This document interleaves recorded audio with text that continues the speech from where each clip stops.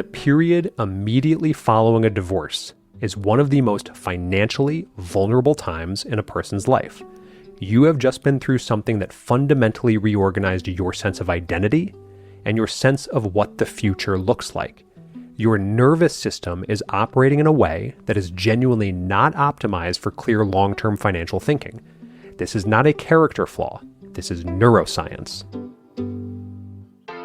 Hello friends, this is Tyler Gardner welcoming you to another episode of your Money Guide on the Side, where it is my job to simplify what seems complex, add nuance to what seems simple, and learn from and alongside some of the brightest minds in money, finance, and investing. So let's get started and get you one step closer to where you need to be. Quick note before we get into it. May's pre-order incentive for my book, Real Wealth, is now live. When you pre-order this month, I'm sending you 2 chapters that didn't make the final cut. Chapters I genuinely love and wish I could have kept, delivered digitally in early June. Pre-ordering also locks you in for every monthly incentive between now and the December 1st release. Go to tylergardner.com/book, click the button that says claim my bonuses, upload your receipt, takes 2 minutes, and you're in. Now, on with the show. I have never been divorced. I hope I never am, but I have spent enough time in the world of personal finance to know that the people who get hurt the worst, financially specifically, are almost never the ones who did anything wrong in the marriage. They're the ones who never saw it coming and had no financial infrastructure of their own when it did. Today, we're going to fix that. But before we get into it, a familiar ask: if this show has ever made you think differently about money, I'd be genuinely grateful if you'd take 30 seconds and leave a review on Apple Podcasts or Spotify. It helps more people find the show, it costs you nothing, and it means more to me than I'll ever probably say out loud. Thank you to those who already have, and let's get into it. Welcome back to your Money Guide on the Side. I'm Tyler Gardner, and today we're talking about the ever so fun topic of divorce. Now, before you skip ahead, this episode is not just for people going through one. It's not just for people who think their marriage might be in trouble. It's not even exclusively for married people. This is for anyone who wants to understand what the financial reality of a major life transition looks like, because whether you're newly married, comfortably settled, or standing in the middle of the hardest year of your life, the information we're covering today is going to matter to you at some point. We've got 10 things to cover today, and I've organized them across 3 acts. Blame the former English teacher in me who has a flair for the dramatic. But I do think there are genuinely 3 different people listening right now, and each of them needs something slightly different from this episode. Act 1 is for people currently in a marriage, not because there's anything wrong, but because financial self-awareness is not a sign of distrust. It is a sign of maturity, and there's a massive and crucial difference. Act 2 is the technical section, the stuff nobody really ever explains clearly, the gaps in knowledge that cost people tens of thousands of dollars at the exact moment they can least afford to lose it. Act 3 is for the person who's in it right now, or who just came out the other side and is staring at a completely unfamiliar financial life, wondering what on earth to do next. That section is specifically for you, and I want you to know, before we get there, that the path forward is considerably more clear than it feels right now. 10 lessons, 3 acts. As always, hope something in the episode proves useful. Act 1. Prevention. This is for people currently in a marriage who want to protect themselves. Again, not because anything is wrong, but because financial self-awareness is a sign of maturity. Lesson 1. Never, and I mean never, let one person control the finances. I cannot tell you how many times I have heard in my life, well, he or she controls the finances. And even worse, the person then laughs it off or even says it as if it's some type of mark of distinction or that you've made it, that you've married someone who can take care of all that and you don't have to. Oh boy. I also want to start here because this is the one that everything else is built on. And it's probably the one that's most likely to make somebody listening right now feel a little uncomfortable. I think that's a good thing. I want you to sit with that for a second. In roughly 80% of American households, one person handles the majority of the financial decisions, pays the bills, manages the investments, knows the account numbers, talks to the advisors, and in the majority of those households, the other person has gradually, sometimes completely willingly, handed that responsibility over. Not out of laziness, not out of indifference, but because it just kind of worked out that way. One person was more interested, one person was better at it, one person had more time, and the other person said somewhere along the way words that I want you to really hear. It's fine. They handle all of that. Those 5 words are the most financially dangerous sentence in the English language. Not because your spouse is untrustworthy, not because your marriage is in trouble, but because life is not a controlled experiment, and the 2 outcomes that end a financial partnership, namely divorce and death, do not send you a calendar invite in advance so you can mark the date and plan accordingly. The average age of widowhood for American women is, ready for this? 59 years old. I'm going to say it again. 59 years old. And I know that's a massive core demographic of who's listening right now. And that is not old. That is, for many people, the beginning of what should be 2 to 3 more decades of a full and financially comfortable life. And yet study after study shows that the single greatest predictor of financial distress in widowhood and divorce is not the size of the marital estate. It is whether the surviving or departing spouse had any independent financial knowledge at all. So, here's the action step that I want you to do, not someday, but this week. And you can and should 100% blame it on me. In fact, start by having your spouse just listen to this episode and then say, "Want to go grab a drink and chat?" I want you to sit down together, and I mean together, at a table, not texting account numbers back and forth, and make sure both of you can answer the following questions without hesitation. Where do we bank? What brokerage holds our investments? What is our approximate net worth?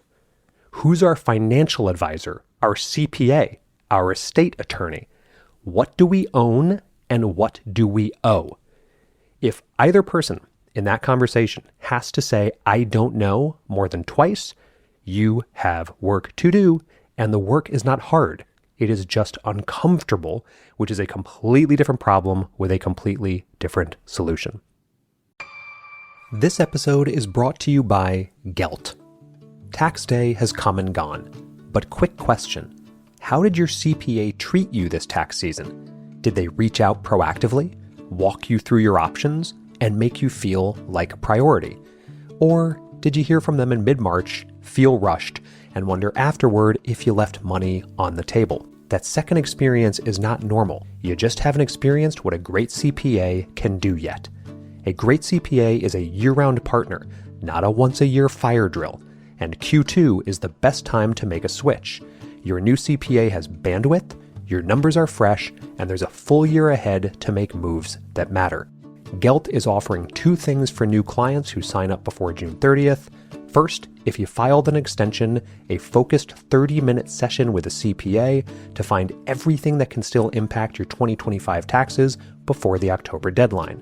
Second, for any new client onboarding in Q2, Gelt will go back through recent returns and find deductions you may have missed, and in many cases, recover them. Both are paid add-ons that often cost you nothing net by the time they're done. If you're a business owner or a high net worth individual and your CPA made you feel like an afterthought this season, go to joingelt.com/Tyler.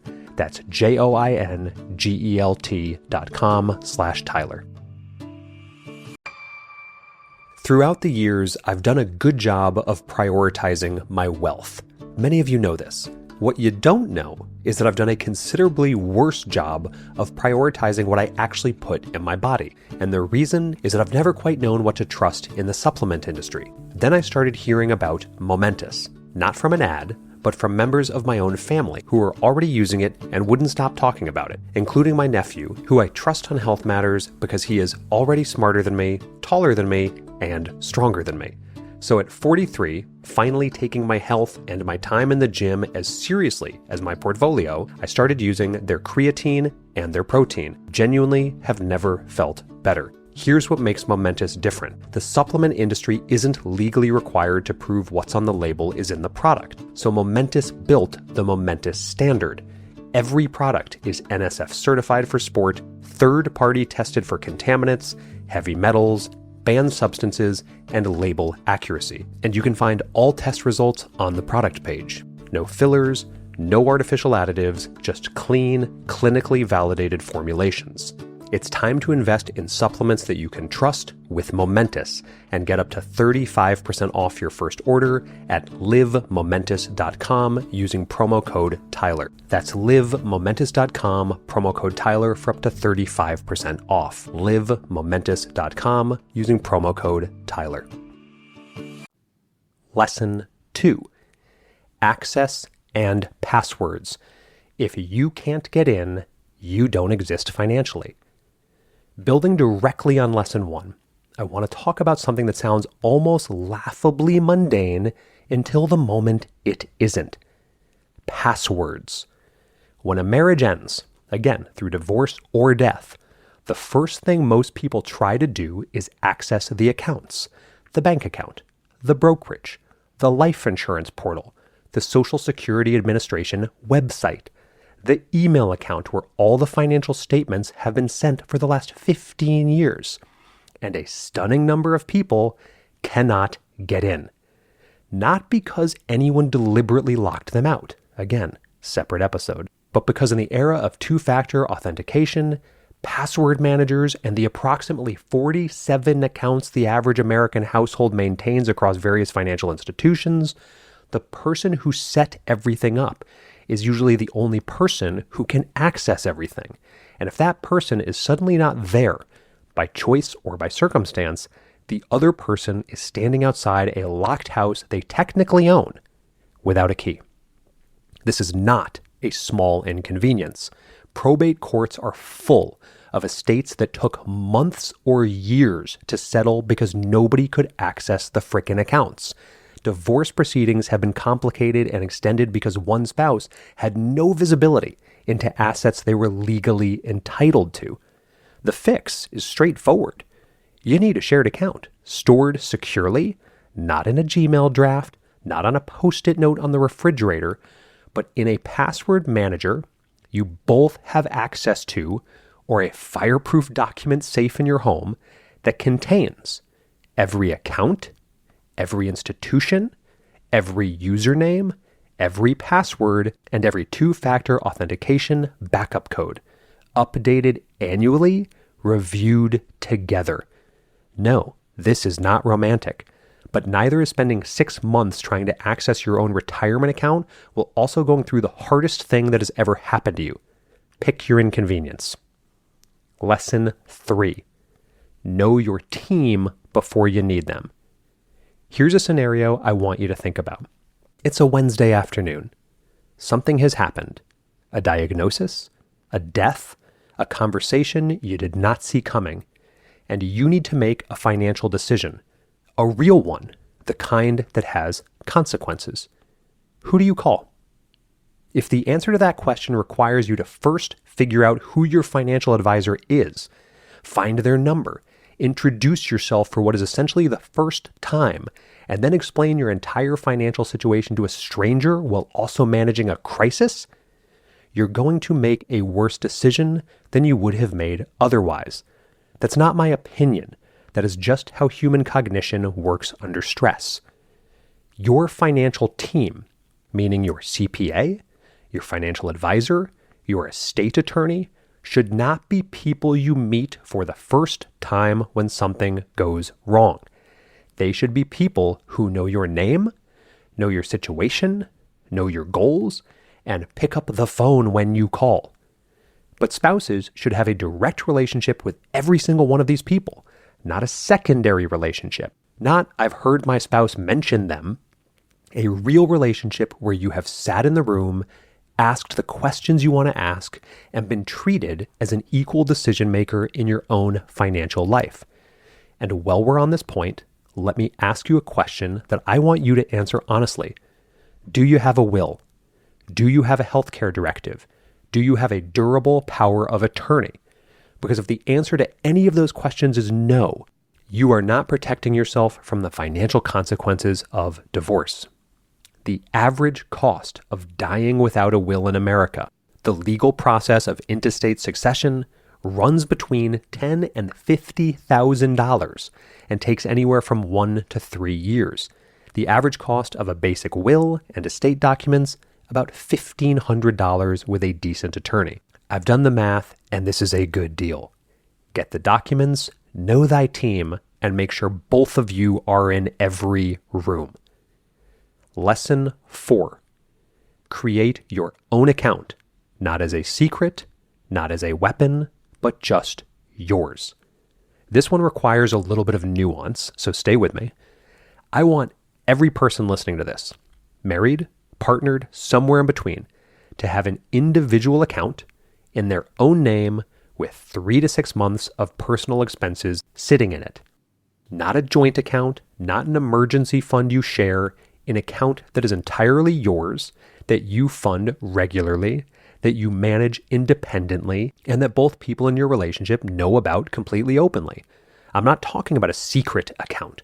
I want to be very clear about that, because the moment I say your own account, I can feel half the room getting nervous. A secret financial account in a marriage is not financial independence. It's a problem, both legally and emotionally. What I am describing is the opposite of that. It is a transparent, openly discussed, mutually agreed upon individual account that exists for one specific reason, so that you are never, under any circumstances, in a position where your financial survival depends entirely on another person's cooperation. Think of it less as a divorce fund and more as a personal financial foundation, the kind that means if something changes, job loss, health crisis, a marriage that ends, you have the runway to make clear-headed decisions instead of desperate ones. Desperate financial decisions made under time pressure are almost always terrible ones. 3 to 6 months of expenses in your own account buys you the one thing money can genuinely buy: time. Now, here's the question you're going to ask anyway, so let me just address it directly. Is there any way to structure this account so that it would not be considered a marital asset in case of divorce? And the answer, as is true with every single thing in personal finance and money, it depends. And anyone who tells you otherwise with confidence is either a very good attorney or a terrible attorney. In most states that follow equitable distribution law, which is the majority of the U.S., assets accumulated during a marriage are generally considered marital property, regardless of whose name is on the account. However, there are specific circumstances where individual accounts can maintain their separate property status. If the account was established before the marriage and never commingled with marital funds, if it was funded exclusively with an inheritance that was kept completely separate, or if you live in one of the 9 community property states, which have their own specific rules entirely. The practical takeaway is this: the account I'm describing is not primarily a legal strategy. It is a psychological and logistical one. It ensures that you have independent financial access, independent financial identity, and independent financial breathing room. And those 3 things are valuable whether you're married for 50 more years or not. Talk to your attorney about the specific legal implications in your state, but open the account regardless. Act 2. protection. This is the technical section, the stuff nobody really explains clearly. This is the gaps in knowledge that cost people tens of thousands of dollars in the exact moment you can least afford to lose it. This episode is brought to you by Facet. If you're old enough to remember Lloyd Dobler holding a boombox over his head, and you know what "Be kind, please rewind" means, this message is for you. I see you, Gen X, and here's what you need to do today. First, figure out when you're taking Social Security. The gap between claiming at 62 and 70 could be $250,000 over your lifetime. Personally, I think money at 62 beats waiting until break even at 79, but that's just me. You need to figure out what works for you. Second, map your Roth conversion window. The years between retiring at age 70 when your RMDs kick in are likely the lowest tax window of your entire life. Convert pre-tax to Roth, pay 12 to 22% now, never pay taxes on it again. And third, diversify and simplify your portfolio. You don't need 14 funds.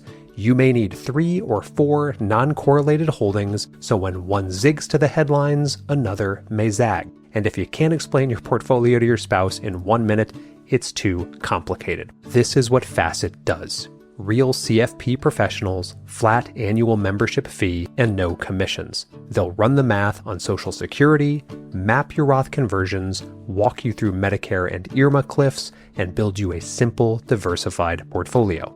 Head to facet.com/Tyler because it's not just me, they see you too. Facet is an SEC registered investment advisor. This is not advice. All opinions are my own and not a guarantee of a similar outcome. I'm not a member of Facet. I have an incentive to endorse Facet as I have an ongoing fee-based contract for cash compensation as well as a percentage of equity in Facet based on this endorsement. Of all the seasonal products I've gotten excited about in the last year, this one has been, without question, my favorite. Heading into the summer, Element just released what is essentially their version of an Arnold Palmer, lemonade iced tea. And I currently have a full pitcher of it sitting in my fridge. A little bit of caffeine alongside the salt and electrolytes is exactly what I want at lunch, or after a long walk with the bloodhounds, or in the late afternoon when I'd otherwise be reaching for a second cup of coffee that I know darn well I don't really need. And here's what makes it different from a normal energy drink. Most energy drinks use synthetic isolated caffeine, stripped of everything that naturally comes with it. Element uses a full-spectrum organic black tea extract sourced from Kericho, Kenya at 7,000 feet of elevation. The caffeine comes with its naturally occurring cofactors, L-theanine, which smooths out the stimulant effect, and polyphenols, which add antioxidant properties. Now, in plain English, the result is a steadier, more balanced experience with less spike, less crash, and critically, only 50 milligrams of caffeine per serving, which research suggests is plenty for most people. So you get most of the benefit with none of the overshoot. Head to drinkelement.com/Tyler, become an Element Insider, and not only will you get access to flavors like this, but you'll get 4 boxes for the price of 3. That's drinkelement.com/Tyler, and even though I love this flavor, don't think for 1 second this makes me love their mango chili or watermelon salt flavors any less. That's drinkelement.com/Tyler. Lesson 5. Who gets the house? And why winning it might actually mean losing. Let me tell you about the most emotionally charged financial decision in almost every divorce proceeding. Who gets the house? The house is where the kids grew up. It's where the holidays happened. It's where the dog is buried in the backyard. It carries more emotional weight per square foot than any other asset in the marital estate, which is precisely why it is also the asset that gets negotiated the most irrationally. Here's what actually happens in a staggering number of divorces. One spouse fights hard, sometimes for months, sometimes at significant legal cost, to keep the house. They win. They feel, at least for a moment, like they've protected something important. And then the financial reality of what they have actually won begins to arrive in the form of a mortgage payment that was designed for 2 incomes, not to mention property taxes, maintenance costs, insurance, and the slow realization that they are now asset rich and cash poor in a way that will constrain every financial decision you make for the next decade. The spouse who walked away with the liquid assets, the investment accounts, the retirement funds, the cash, is compounding quietly in the background while the house winner is replacing a water heater. Here's the math that almost nobody will do in the moment. A $400,000 house with a $250,000 mortgage is not a $400,000 house. It's a $150,000 asset with a monthly carrying cost, a maintenance reserve requirement of roughly 1 to 2% of value per year, property taxes, and insurance. So that $150,000 in equity is real, but it is illiquid. It is expensive to access, and it is not necessarily compounding. A $150,000 investment account, by contrast, can be liquid, accessible, and at historical market returns will double roughly every 9 to 10 years without your doing anything. I'm not advising you to give up the house. I'm not ever advising you to do anything. I am telling you to do the math before you decide to keep it or fight for it, because the house is the one asset in a divorce where winning and losing can look exactly the same from the outside for several years before they start to look very different. Here are the questions to ask before you fight for the house. Can I actually afford the mortgage, taxes, insurance, and maintenance on my post-divorce income alone? Not barely, comfortably. What is the actual equity, not of selling costs, and how does that compare to other assets being divided? Do I want this house, or do I want what this house represents? Because those are different things, and only one of them is a financial decision. Lesson 6. The QDRO, the most important acronym nobody has ever explained to you. I want to introduce you to 4 letters that could be worth tens of thousands of dollars to you, and that I would wager the majority of people listening to this episode have never heard pronounced correctly, let alone understood. QDRO, Qualified Domestic Relations Order, pronounced, for what it's worth, QDRO, which sounds like something you'd order at a Tex-Mex restaurant, but is actually a federal legal document that governs how retirement accounts are divided in a divorce. Here's why this matters enormously. Retirement accounts, that's 401ks, 403bs, pension plans, are governed by federal law called ERISA. And under ERISA, you cannot simply divide a retirement account in a divorce the way you divide a bank account. You cannot just write on a piece of paper that your spouse gets half the 401k and consider the matter settled. If you try to withdraw money from a retirement account without a properly executed QDRO, you will pay ordinary income taxes on the entire amount, plus a 10% early withdrawal penalty, regardless of your age, regardless of the reason, regardless of what your divorce decree says. The QDRO is the specific legal mechanism that allows retirement assets to be divided between divorcing spouses without triggering those taxes and penalties. It is a separate court order prepared by a specialist that instructs the retirement plan administrator exactly how to divide the account. It must be approved by the plan administrator before it's finalized. It must be prepared correctly, and the errors that attorneys who don't specialize in this area make on QDROs are both common and, no surprise here, expensive.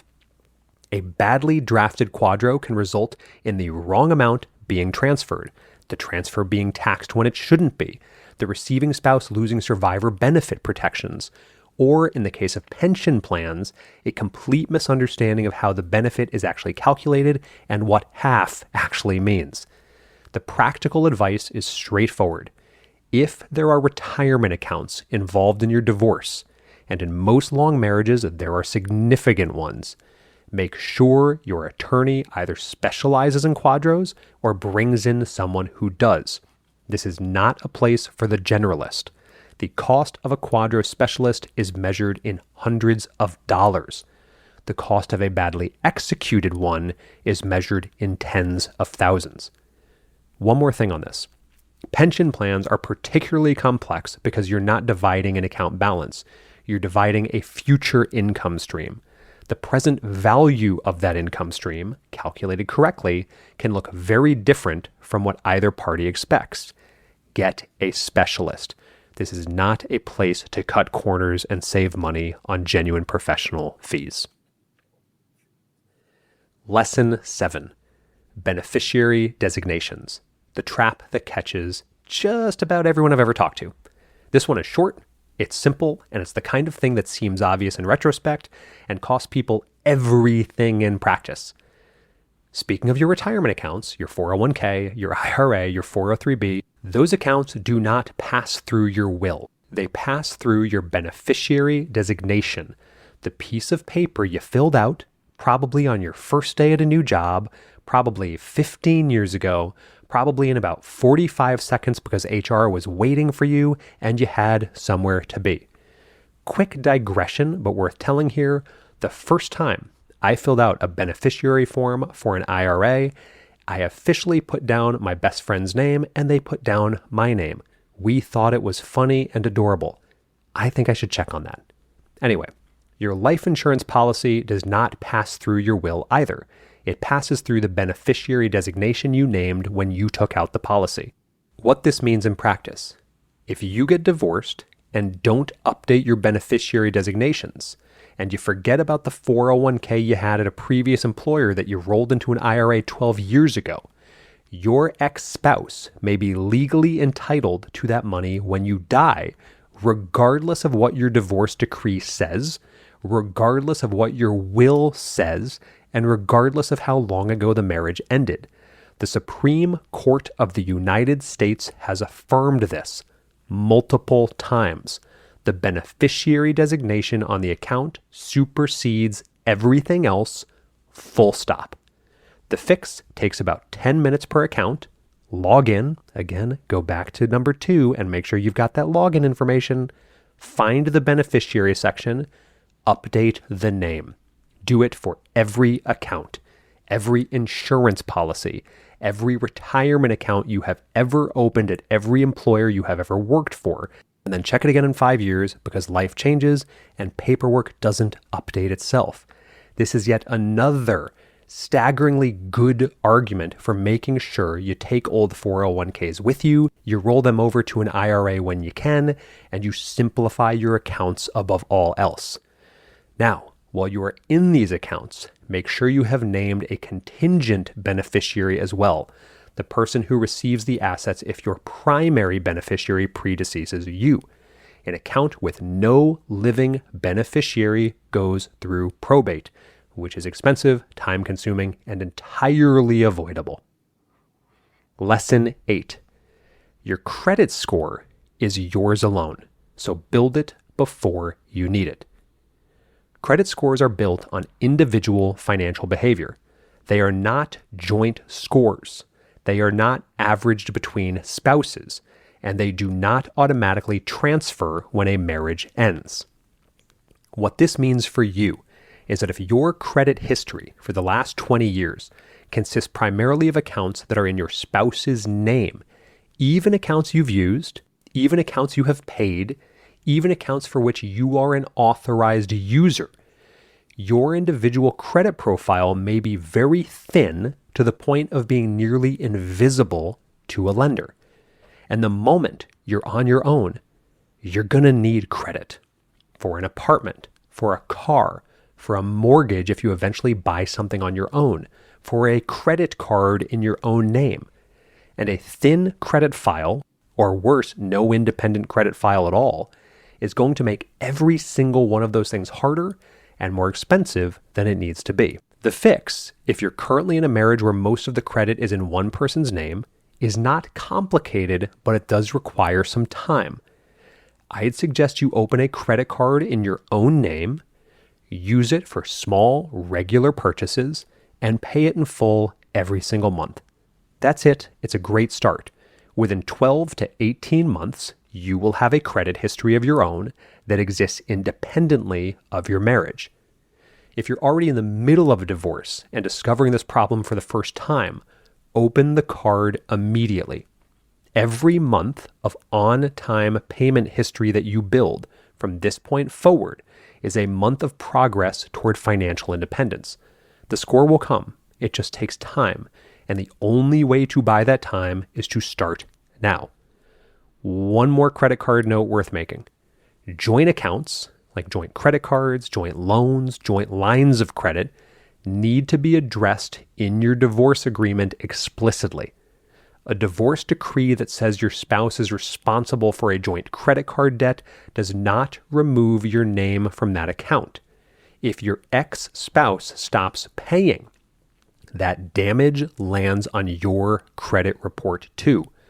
Close the joint accounts where possible, refinance joint loans into individual names, and get everything in writing as part of that formal agreement. Act 3. This is for the person who's in it right now or who just came out the other side and again is staring at a completely unfamiliar financial life, wondering what on earth do I do next. Lesson 9. The 6 to 12 month financial freeze. This is the most important rule that nobody tells you.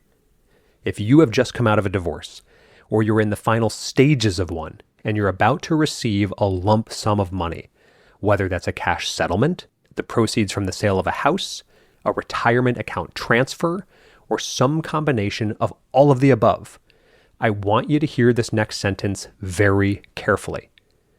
Do not make a single significant financial decision with any of that money for 6 months to a year. Not one. Not the investment your college roommate is telling you about. Not the financial plan the advisor at your bank is ready to put together for you the moment you get divorced. Not the condo you're thinking about buying because you want to feel settled. Not the annuity the insurance guy is explaining over coffee. Nothing. Here's why. The period immediately following a divorce is one of the most financially vulnerable times in a person's life. Not because of the numbers, but because of the psychology. You have just been through something that fundamentally reorganized your sense of identity, your sense of security, and your sense of what the future looks like. Your nervous system is operating in a way that is genuinely not optimized for clear long-term financial thinking. This is not a character flaw. This is neuroscience. And there's an entire industry that knows this. So I want you to put the money, all of it, in a high-yield savings account or a money market fund, something that is earning a reasonable rate of return, is completely liquid, and requires zero decisions about the future. Those HYSAs are FDIC insured. I want you to have this be accessible. I want you to have this be boring. And in that case, it will be perfect. Then I want you to wait. 6 months from now, you will be thinking more clearly. 12 months from now, you will have a much better sense of what your new life might actually cost, what your income looks like, what your priorities are, and what kind of financial future you're actually trying to build. The decisions you make from that place will be categorically better than the decisions you make in month 2 of a divorce, when someone's telling you everything's going to be okay, and here's exactly how to make that happen. Which brings me to our final lesson, lesson 10, the predatory advisor, how to spot them, and the CDFA question. I want to tell you about a specific type of financial advisor. Not all advisors, not even most advisors, but there's a specific subset of people in the financial services industry who have identified recently divorced individuals, particularly women in their 50s and 60s, who are coming into a significant sum of money for the first time and are simultaneously frightened, overwhelmed, and desperately wanting someone to tell them it's gonna be okay. And that woman is their primary target market. These advisors are not hard to spot once you know what you're looking for. They show up pretty quickly. They're warm, they're reassuring, they're exceptionally good at making you feel seen and understood at a moment when you have not felt either of those things in quite some time. They have an answer for everything.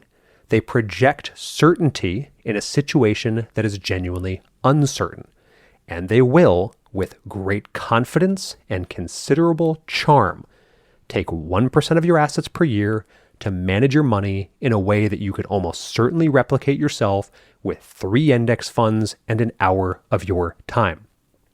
1% does not sound like much. Let me tell you what 1% actually is. On a $500,000 settlement, which is not an unusual number for someone coming out of a long marriage, 1% is $5,000 a year. Over 20 years, assuming the portfolio grows at historical rates, the compounding cost of that 1% fee is not $100,000, it's closer to $200,000, because you're not just paying the fee, you're losing the compounding growth of that fee every single year. Not a small number. That's a college education. That's a meaningful piece of retirement. That's the difference between financial comfort and financial anxiety in the last chapter of your life. Now, here's where the CDFA comes in. And here's where I want to be genuinely nuanced, because the designation is both the solution and occasionally the problem. A CDFA, Certified Divorce Financial Analyst, is a financial professional who specializes specifically in the financial aspects of divorce. They're trained to analyze the long-term financial implications of divorce settlements, help clients understand the true value of different assets, evaluate pension and retirement account divisions, and provide financial clarity during a process that is almost entirely designed to produce the opposite. A good CDFA is invaluable during a divorce. They'll help you understand that the house and the 401k are not equivalent assets, even if their normal values are the same. They will help you model what your financial life looks like at 65 under different settlement scenarios.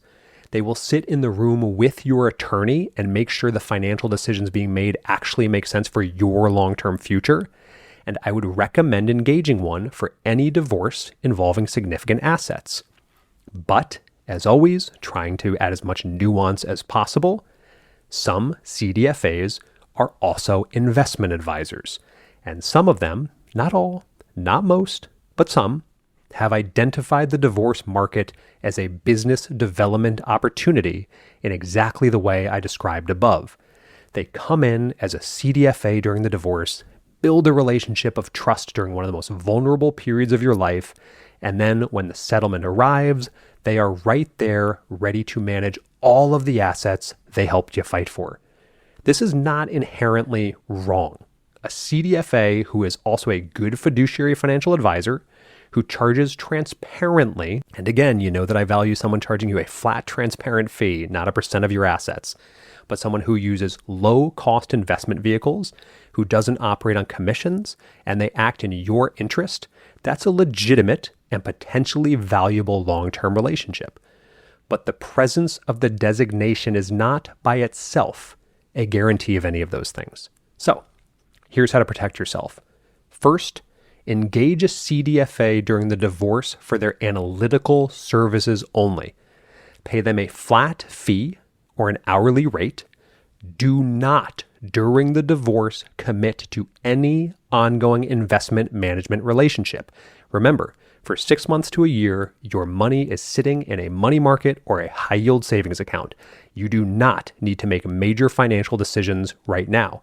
Second, after the divorce, after this 6 to 12 month financial freeze, when you are ready to make long-term financial decisions, now go interview at least 3 other advisors. Ask each one how they're compensated. Ask each one what their investment philosophy is and what the all-in cost of working with them will be annually. Look for flat annual fee advisors, people who charge a flat fee or hourly rate rather than a percentage of assets, and compare that model against what a percentage-based advisor will cost you over 20 years before you decide. Third, trust the timeline more than the relationship. What I mean by that is the advisor who is patient, who does not create urgency, who is comfortable with you taking 6 months to think about it. That person is probably not trying to capitalize on your vulnerability. But the one who makes you feel like the window is closing, that's not someone you want to work with. The financial services industry is full of genuinely good people who can serve you well. It is also full of complete ding-dongs who are very good at identifying the moment when you are most likely to make a decision you will spend years regretting. The difference between those two people often comes down to one question. Who benefits most from the decision they are recommending? If the answer is them, pause. If the answer is you, proceed accordingly. And there you have it. 10 lessons, 3 acts. Let me try to bring it back to where we started. Once again, I've never been divorced. Once again, I hope and trust I never will be. But I have watched enough people navigate the financial side of it to know that the ones who come out with their financial lives intact are almost never the ones who are luckier or smarter or better prepared in some abstract sense. They're the ones who knew where the accounts were. They knew the passwords. They had a relationship with their own financial identity that existed independently of their marriage. They had a team they trusted before they needed them. And when the money arrived, in a lump sum, in a settlement, in a form they had never expected to be managing alone, they had the discipline to wait before they did anything with it. None of that is complicated. It's just uncommon. You now know what most people find out way too late. Do something with that knowledge. And if this episode was helpful, and I genuinely hope it was, please share it with someone who might need to hear it. Not someone who's necessarily going through a divorce, just someone who is married or partnered or building a financial life with another person and who might benefit from knowing that financial self-awareness is not a threat to a good marriage. It is one of the things that makes a great marriage possible. I'm Tyler Gardner. This is your Money Guide on the Side. Thanks for listening, and as always, hope this gives you something to think about throughout the week ahead. Thanks for tuning in to your Money Guide on the Side. If you enjoyed today's episode, be sure to visit my website at tylergardner.com for even more helpful resources and insights. And if you are interested in receiving some quick and actionable guidance each week, don't forget to sign up for my weekly newsletter, where each Sunday I share 3 actionable financial ideas to help you take control of your money and investments. You can find the sign-up link on my website, tylergardner.com, or on any of my socials at socialcapofficial. Until next time, I'm Tyler Gardner, your Money Guide on the Side, and I truly hope this episode got you one step closer to where you need to be.